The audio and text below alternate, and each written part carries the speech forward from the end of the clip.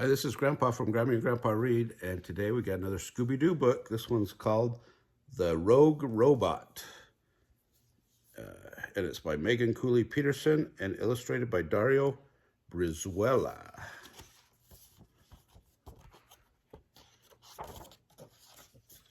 It's a capstone press book. Ooh, and the lettering is really small, so Grandpa's going to have to get close.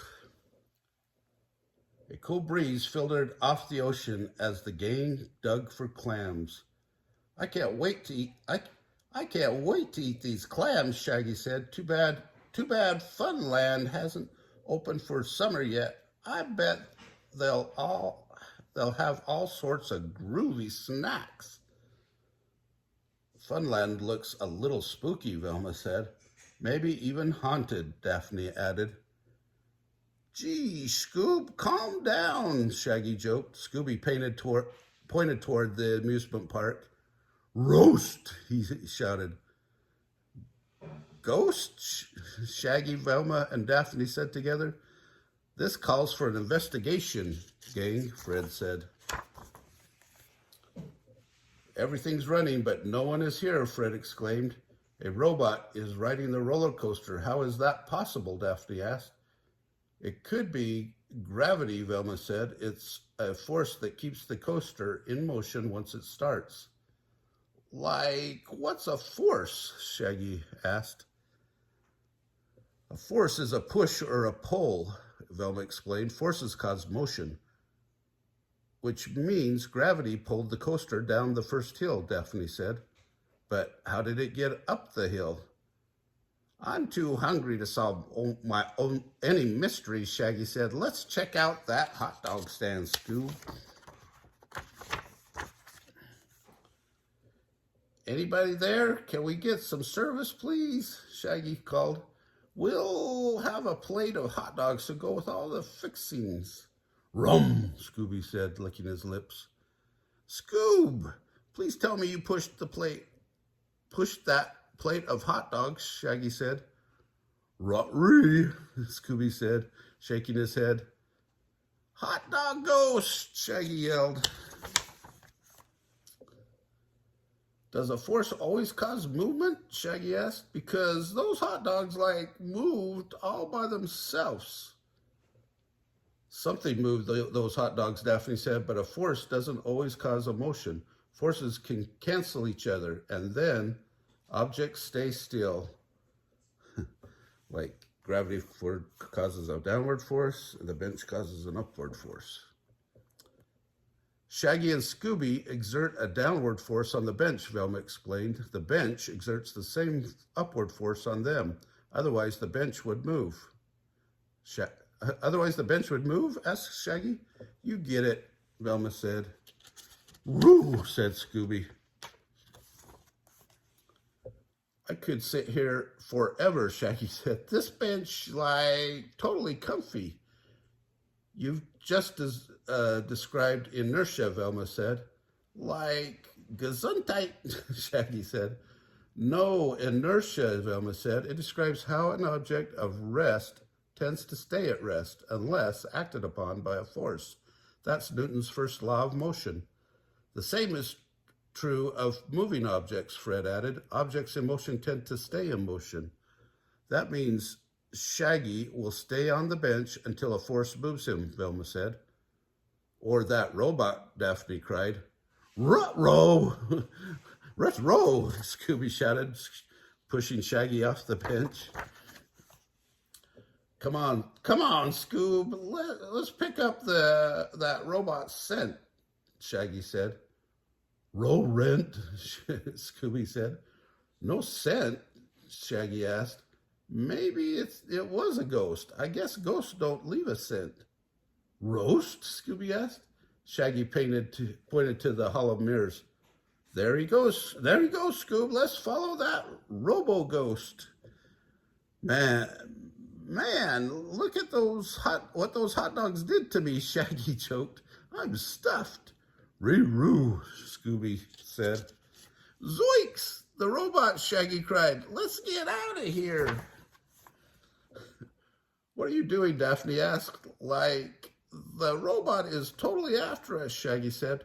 But look how strong we are. He doesn't stand a chance when I try to throw him. Not so fast, Velma said. An object's speed gets faster or slower based on its mass and the forces acting upon it. That's Newton's second law of motion. Those toys don't have much mass, Fred explained. No offense, guys, but it doesn't take a lot of force to move them. Try to throw this bowling ball with the same amount of force as with the toy, Velma instructed. I can barely move it, Shaggy exclaimed. That's right, Velma said. The bowling ball has more mass than those beach balls. Now you must use a stronger force to accelerate it at the same amount, which means you won't be able to throw the heavy robot, Daphne added. Let's find the park's caretakers, Fred suggested. We'll get to the bottom of this. Are you the caretakers of Funland, Daphne asked. Yes, I'm Mr. Jenkins, and this is my sister Sarah. All the rides in the park are running, Fred said, and the lights are on, like totally on, added Shaggy. The rides aren't running, Mr. Jenkins said, and we would have seen the lights. The moonlight played tricks on your eyes. You kids run along home, Sarah said. We're not done investigating, gang, Fred said back to the park. Said back at the park. The taffy machine is totally haywire, Shaggy said. And who turned on the lights and rides again, Daphne asked. Scooby pointed toward the tunnel of love. Rook, he shouted.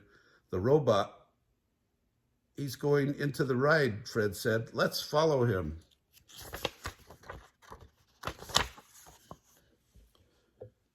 Zoinks, Shaggy shouted. The robot set his raft flying. He must have magic powers.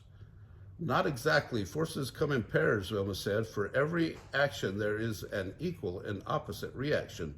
That is Newton's third law of motion.